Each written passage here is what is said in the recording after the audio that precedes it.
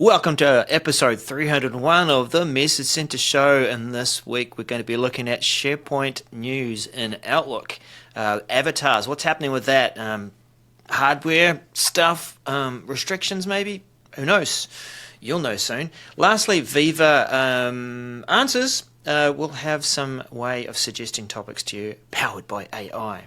This is the 365 Message Center Show. Rolling.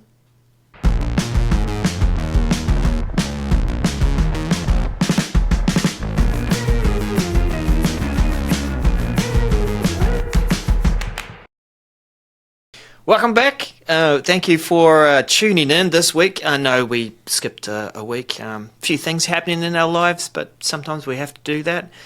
I think, Daniel, we've had a pretty good run up until that point. What do we do? That whole 0 days since, thing that sometimes we have in factories. Yeah, zero days. 0 weeks since we skipped the Message Center. Yeah. Absolutely. And I'm very excited to be here because I missed everyone. I missed you, Daryl. I missed this, talking about all the cool and fun things happening. So I'm excited. I'm happy to be here. Yeah. Oh, well, I missed you, man. I know. Well, let's just get, I guess, quite real here. I think, like Daniel and I, we check in and we talk and prepare for the show, but we do other stuff as well as we catch up, and it's important to do that. And I just think it's pretty cool to be able to do that across the planet with a good friend. And who's that? Yeah, that would be you, sir. Oh, okay, I got you. That would be you. Yeah, I'm so funny. Yeah.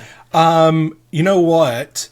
We ran instead, we didn't have an episode last week. Thanks for joining everyone this week, though. But we ran a contest, as everyone, I'm sure, is aware, giving away a ticket to ESPC, the European SharePoint Conference happening in November. And we'll be announcing the winner next week. So once we get all the things confirmed, so it's pretty exciting. But, you would know these things if you followed us on socials, at 365MCS, everywhere that matters. You would know about it if you followed us there on the YouTubers and the X/Twitters and LinkedIn and TikTok and Insta. I don't know. I probably shouldn't list everything. The email distribution group. The bulletin board at your local supermarket. Yeah, we're there. Listen, if it's not there, you should put it there. Go ahead and print it out and put it on the bulletin board. Absolutely. So, and make sure you go ahead and give a thumbs up for this episode and punch that subscribe button. And if you're on the audio podcast, make sure you give a rating to the podcast wherever you have found the podcast, because it's on all of the podcast centers, so other people can find it. Please, pretty please, and thank you very much. Pretty please. Pretty please. The physical appearance of the please does not make it happen. That was a quote from Despicable Me. Thank you. Okay, congratulations. Yep. Maybe we should start adding value. All right. Beyond movie let's quotes. Talk. So, first up, we have SharePoint news in Outlook, MC 671563, and this was I'm excited for this one. I saw this being talked about in the socials this past week about how this is really enabling the ability to get the message to your users in a different way. So what this is all about is Microsoft has provided a it's a SharePoint page template. It's a news template that really is formatted well for being received in email. And it's not the whole email, creating send a message that we've sent before of, hey, take a look at this article and it gives a little snippet. It's not the news roll up that users get to say, hey, you may have missed these things. It's actually you being intentional, is saying, I've created this newsletter and I want you to consume it, people. So I'm going to send it to you. So they're enabling this. And this message, actually, I like it because it has screenshots and shows you what it's going to look like. But guess what? I'm going to show you what it looks like here in a second. I'm just going to demo it for you. Oh, you've got it? Oh, I do have it, people. So let's switch. Let me pull over and let's just take a look at it. Shall we? Do it. Okay, Let so me see this. I'm here. Do you have any artwork like that? Oh, no, you don't. Okay. No, so I'm going to go and just add a news post, and you'll see it right here, made for email, and there's different ones that you can pick that will be used for this purpose. The big thing here, and I'm just going to say create post. The big thing here, though, you've got to keep in mind is there are limited web parts. You'll notice I just went and added a web part, going to add a web part here, and it doesn't, where are all the web parts? You can't, they're not available to you because you select this made for email template. So, this is where make sure you're doing this for this purpose, this intended purpose. And the reason why you don't see PowerPoint or document library or whatever here is that wouldn't work well in an email, right? Because it's not interactive. It's not bringing that functionality. Well, Daniel, you said PowerPoint wouldn't be there. Would that Power be covered BI. by the file and No. If I said Power PowerPoint, BI. I did not mean that. I meant Power BI, like adding a Power BI report that you can add. That's what I meant. If I said something differently, I'm sorry. You also don't see like video here. I don't know if a video stream on SharePoint video would work. I don't know that I have one, but it does say video there. So I'm hovering over it and it does say video. So it'll be media, yeah. Yeah. So you can add that to there. I wonder if anyway. So you're going to be able to do this, and so let's go ahead and give it a title and say 365 MCS is awesome. And then we're going to, I wanted to send it, right? So I'm going to post and send to show you this is what you get when you're going to do the sending. So you can send it to people so that they receive this. And I don't remember, and this is one of those where you're doing demo. I don't remember which one's right. You can add a message, And optional who's your message. demo users? Yeah, and then I'm going to say send, and they're going to receive that in their inbox as that message, right? And I think that's really cool. They're going to have that news come in their inbox. And this is a great way to send out that newsletter. Where do I create a newsletter? And, I hear people ask that all the time. Should it be in SharePoint? Should I create it as an email? Should I put it in Word? And, how should I do that? Well, this is how you should do it, really, I think is now the answer. Create the page. You can make it look nice. You can format it the way you need it to be, and then send it via email for it to be consumed. I will say that I have not received the email. I was wanting to bring that over, but hopefully it'll come very shortly.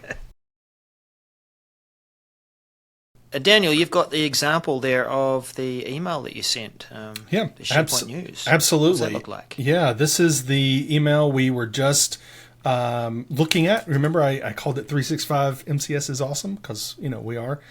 Yeah. And, it is just... That's not news, Daniel. No, it's That's not news, but this is. So, it has sample content here. But, this is exactly what you would expect from that functionality. It sends full fidelity of these images, of the text, the content that is there into your mailbox. And even at the bottom has a view in SharePoint link, which basically it just takes you to that news article in SharePoint, which is pretty slick. But you have it here already, right? That's the whole point, is that you would create this news item and it would show up for you in your email.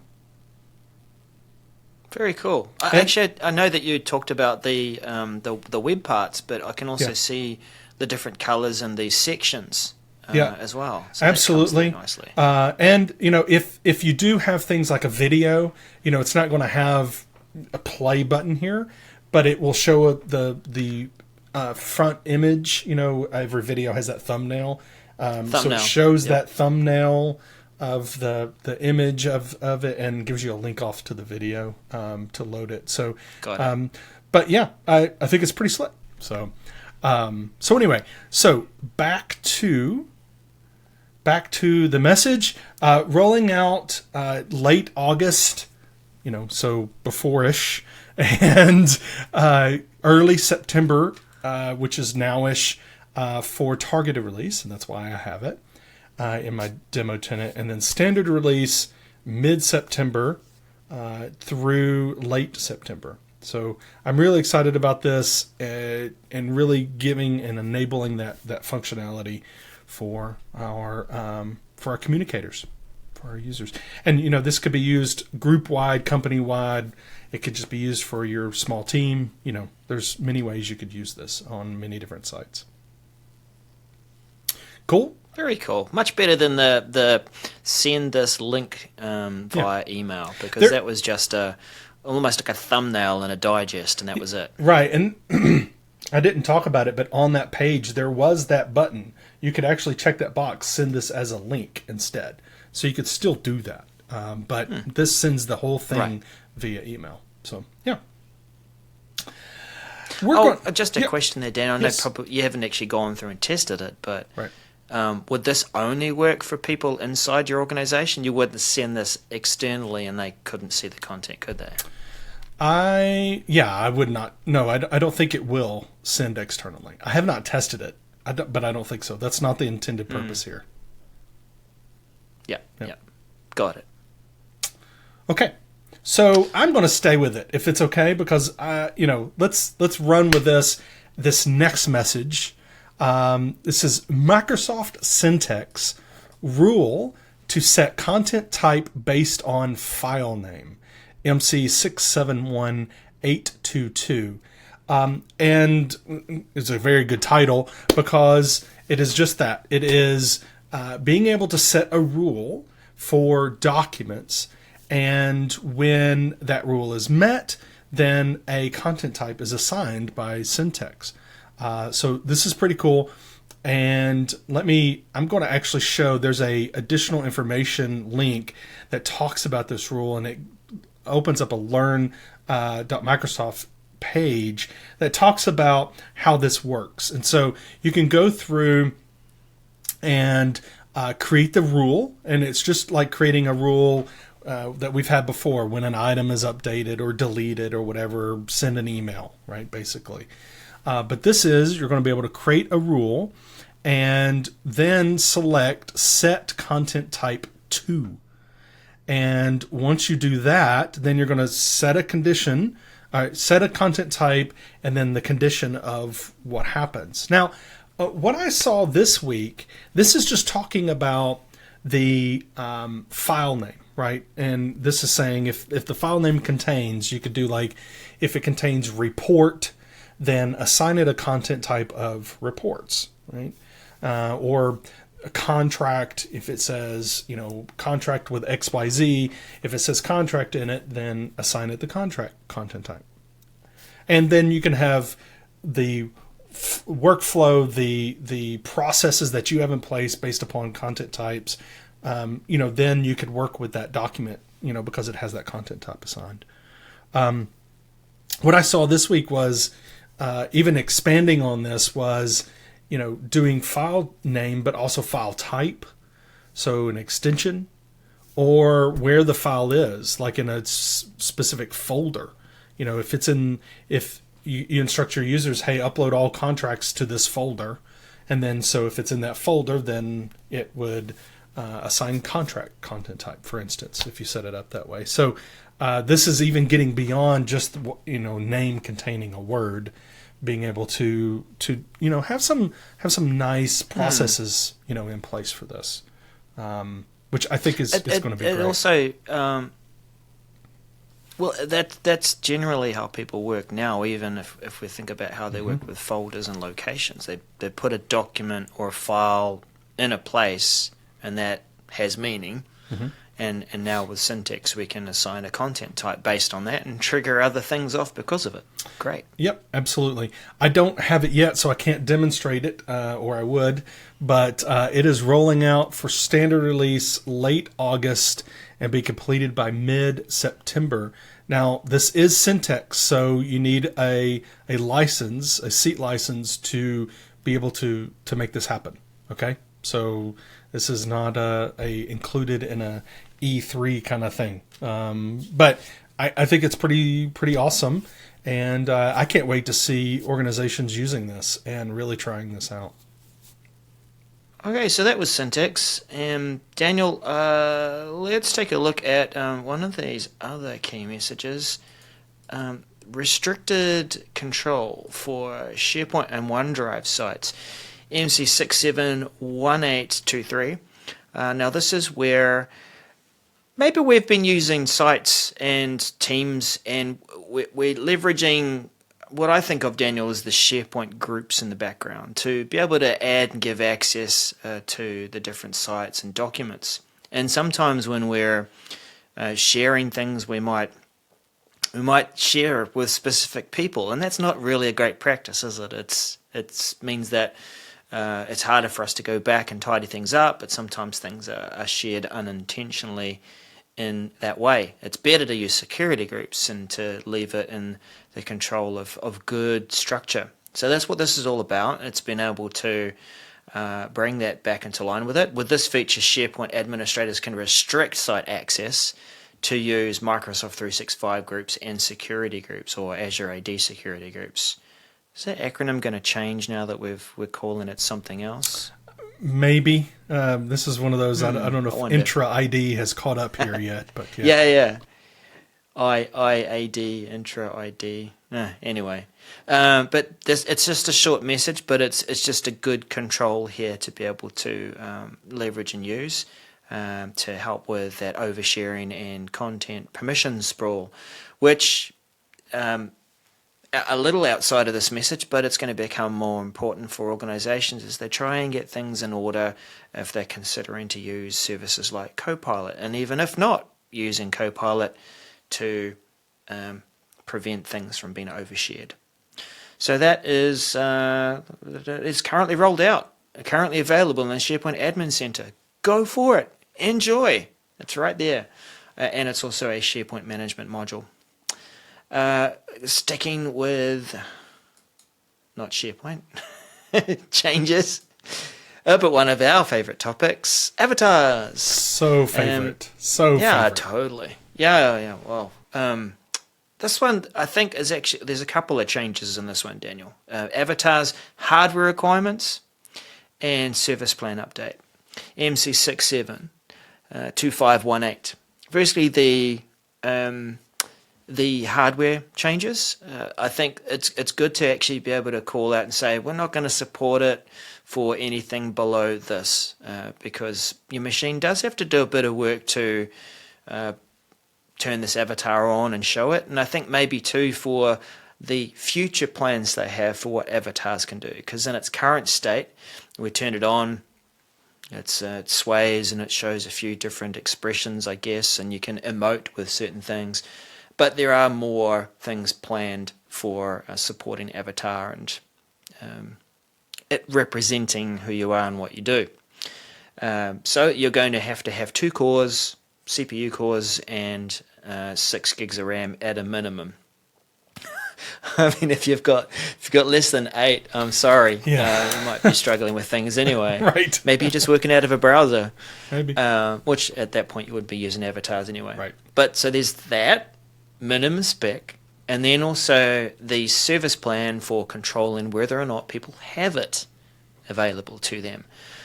So this is what we see traditionally when a service goes from preview and into production, is that we start to see service plans available so we can turn things on and off. You see that with all sorts of things. Even Loop, there'll be one that will come up with that as well. So the Mesh Avatars for Teams service plan will be something Available across Essentials, Business Basic, Business Standard, Business Premium, Microsoft 365, E3, E5, Office 365, E1, E3, E5. We don't actually see education licenses in there.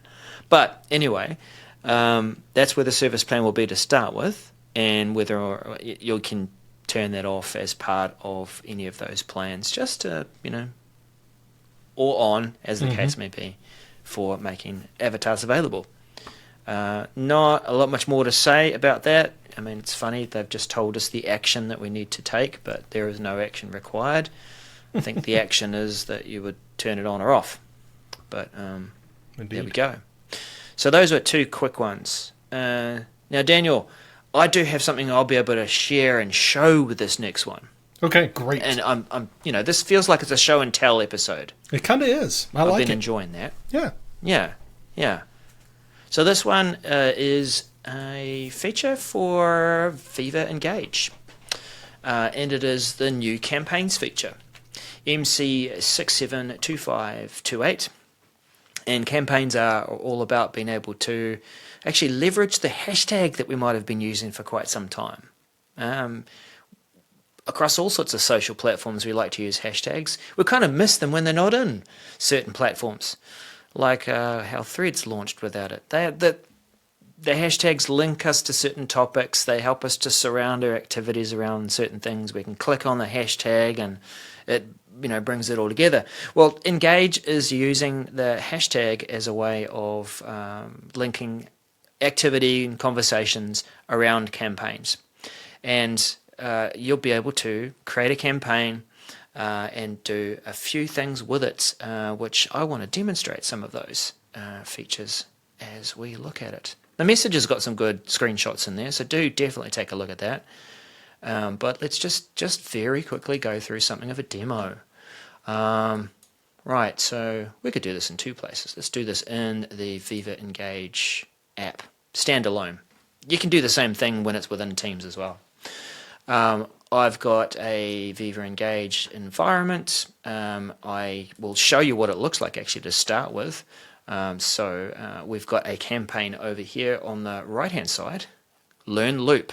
Of course I'm going to use loop as an example, but it could be anything, right? The idea is that it's a hashtag and encouraging conversations around it. So this is pinned to my my all conversations view. So it could be there on the landing page and nice and visible for people to see. If I click through to it, each campaign has its own landing page. And you can, and there's no conversations there at the moment, but it would show the conversations that might have been used across all the different communities that have used the hashtag LearnLoop. Of course, it's permissioned, right? So if there's a community I don't have permission to see, I'm not going to see the conversation that has that hashtag, but this is where it all aggregates. And I'm following that campaign. So that way, if I want to see activity around it, then I can. We'll have a quick look too at some of the other things around setting it up, but you can set up a goal to say, what is this call to action that I want people to take, and I want to be able to measure in terms of how this campaign is working, whether it be sign-ups, registrations, maybe sales as well, that sort of stuff. And executive sponsors can say, I am the face of this campaign, I am putting my support behind it. Please do support it, and they've got a way of showing their support for that as well. You'll want to measure certain things around that analytics as well. How is the campaign landing? Are people engaging with it? Are they talking about it? So this is a really, really powerful tool, Daniel, for communicators as they're starting to use that. Absolutely. Now, where do we set up a campaign? We go into our admin center for Viva Engage. And we go into feature management, and we've got a section here for campaigns. And there's the one lonely demo campaign that I created called Learn Loop. And I'll just edit that. So we've given the campaign a name, the hashtag as well, something you can't change afterwards. As you can see, the box is grayed out, which you wouldn't really want to because the activity is tied to it being used. Description. You can also set the default type of post that is used for that campaign landing page. So for me, it's discussion. But if it was something where I'm trying to rather ask questions, so it might be a knowledge gathering campaign, or maybe the default is to praise people and to say something, then I've got that option. Theme colors, and what you would have seen too is that I've got the I can have a header along the top there, which becomes the little thumbnail as well. Now the executive sponsor has said, I want to be able to sponsor that campaign and represent it and promote it. And as part of that, they can choose to have this little sash along the side here. They call that the sash. I don't know what I kind of. It feels like it is yeah, exactly, sachet. But hashtag learn loop. It's right along there. I might, out of fun, just a bit later, just see if I can create this ginormous hashtag and make it loop right around the whole picture. We'll see what happens. Nice. But yeah, I know, like you work with a few different businesses that have communication teams. Do you think they're going to find this quite helpful and useful? Yeah, absolutely. I think so. Because one complaint that I've heard about these campaigns is not being able to have them up front and seen in multiple places. You could go to someone's profile, basically their profile, go to their storyline and see that where their campaigns. You can see where a campaign was used, the hashtag, right? But how do I know about what's there? And here's another way. I can see it on your profile picture, right? With the sash. It's very, people should look at that and go, oh, that looks like the things in LinkedIn, for I'm hiring or I'm looking for a job or whatever, they have those things in LinkedIn automatically. It's kind of the same tech there, right? It looks like. So I'm supporting hashtag, learn loop. And as I'm typing that, it's actually suggesting that as a campaign. And because it's a campaign that is official or verified, right. Post that. And that actually should turn up. If I click on the hashtag, it takes me through to the page, and there you go. It's aggregating the content. Indeed. Very cool. So that's it in action. Was there anything else about this, Daniel? That was the only thing for having the managers of the campaigns, right? Yeah, that's right. Yeah, so you want to share this role in terms of looking at the stats for the campaign, being able to change up the banner if you're going to get that fancy as well. So having those co-organizers. Change it out over time. Yep. Yeah. Co-organizers will help you do that. So that is rolling out. And as you can see, it's in my environment. But that is late August, so before-ish, and complete by early September, and co-organisers will be available mid-September and available across and finished late September. Right. Absolutely. So that, I know it's a feature that's available in Engage, and maybe that's not necessarily a thing that you use.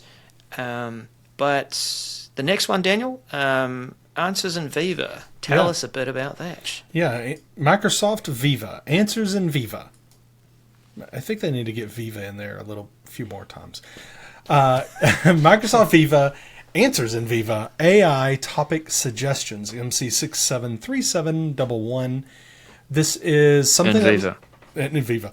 This was something that was announced and now rolling out. So, not now. We'll talk about rollout in a minute. But this is when you're asking a question. Right? It's named Answers in Viva. Well, to get an answer, you first have to have people asking questions. So we know that when you're asking a question in Answers in Viva, Anyway, it gets kind of complicated when you're asking questions. Where are you asking it? Answers? No, I'm asking anyway. You have to assign a topic to your question, and that actually enables some cool functionality. We won't get into it, but what we will get into is that what this is talking about is AI is going to suggest topics for you to tag your question with. And these could be topics that exist already, that it found, hey, here's some topics that you should, tag it with, or maybe it needs to be a new one. It can't find one, so it's going to suggest a topic. And so you asking this question, you can actually create a topic, and make that something that is then suggested on the back end to get filled out, and to be a full-fledged topic. So the screenshot there, the first one is showing you, hey, these are suggestions of adding these topics. It gives you a little blurb, shows you, how many questions, how many followers for that topic. So it gives you a little bit of an idea of if you do tag it, what kind of vision or visibility into your question is there going to be, for this. And maybe that gives you a little bit of confidence that you're actually going to get an answer. I also will say it's possible people could abuse this and go, this one has a lot more followers than that one, so I'll just tag it here and hopefully somebody will answer it, even though it might not be the right topic. So also in the message, it shows how you can disable this. If you want to, you can go into the answers configuration in Viva Engage, because that's where you configure it in the feature management, and turn off the AI bit. It's also where you turn off the showing the actually answers at all. If you want to disable it, you can. So that's where you turn it off if you don't want AI suggesting. I don't know why you wouldn't want. Of course, this requires licenses. Yes, you have to have licensing for things for this to work, but it's a really cool feature, Daryl. This is one of those like, hey, we're getting more and more AI, and this is yet another way AI is going to hopefully help us drive and make our content better, make our engagement better. No pun intended. Right? That's right, yeah. I think that any suggestions that will help people slot this into the right place are good, like if they're stuck for words. Yeah. Maybe another topic for another day. Aha! We're talking about topics. But maybe some of us are getting a bit saturated with AI, so this could potentially have a negative effect. Like, oh, I'm maybe. AI, I'm going to suggest a topic for you. None of your business, buddy. I'll take care of this. Maybe. I think this seems like something that a functionality that kind of we have in other areas that really isn't that bad and really isn't intrusive. So I'm okay with it. I'm okay with this type of, hey, maybe this is the topic you want to use. You can put other topics, right? Yep. I mean, you can type in and do it yourself, but I'm okay with this. I don't think it's going to be too bad. Intrusive, anyway. So this is rolling out early October.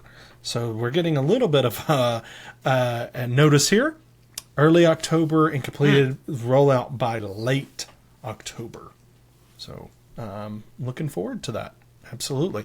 When was Microsoft Ignite due again? November 15th. November, right. Yeah. So a few of these things right around in there. Lining up a bit. Yeah. Yeah. Absolutely. Right. Speaking of lining up, I have no idea how I'm going to tie this in. Let's talk about verifying those topics.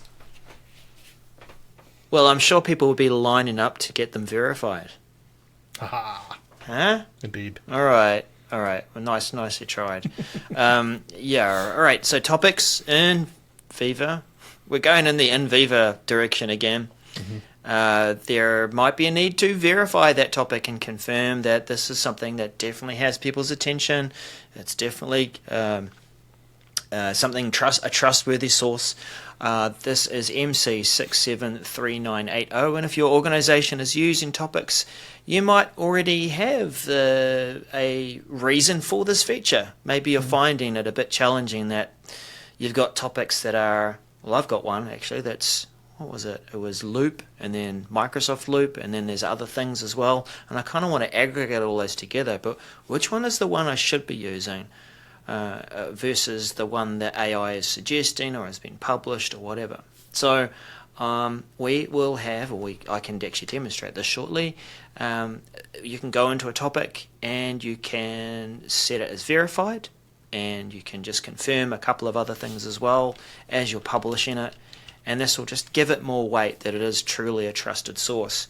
And it's something actually we just saw before, a verified campaign. We also have verified news sources, organizational news sources. So this tick, while it might have a certain stigma on another platform, it is actually quite useful internally, and that's why it's good here for topics. Let's have a look at it in action.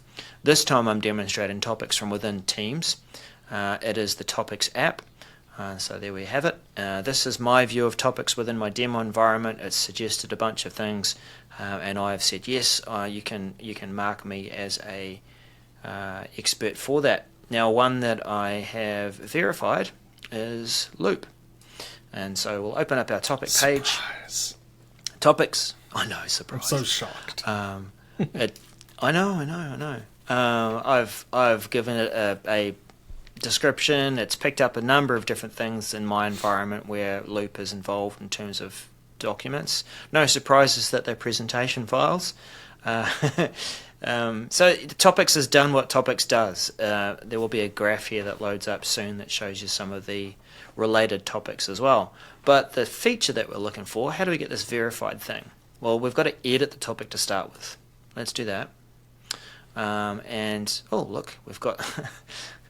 Even though I've already used this feature, what do they call them? Training or learning prompts, notes? No, what do they call them? Prompts. There was a good name for it. I remember. And for those, it must have been so good it didn't stick. Right. Those on the audio podcast. It's the thing where you're doing something in the technology and it pops up and points and says, "Hey, this is what this is. You should try it out." Yeah. Yeah. Which, in some ways, for me, it feels like the new spam. But partly because I'm a consultant, so I'm signing in and out of environments, so I'm seeing it all, and apparently it's new to me, even though it's not. Yep. Back to what this is, verified topics. We're editing the topic. We can go into topic details, which is where we are right now. And as I've clicked on topic details, over here on the right-hand panel is a verification badge. So I can turn that on, which is interesting, right? It was on beforehand. It was. It hasn't kept the on status. Anyway, bug report. Yep. As I've turned on verified topics, I can make sure that there are assigned editors, and that's part of verifying that you do have people that truly are maintaining and editing this topic. Yep. So do this for official things in your organization, product names, people, projects, things that you definitely want to represent officially. You have to make sure and confirm that there are people. Right, so let's do that.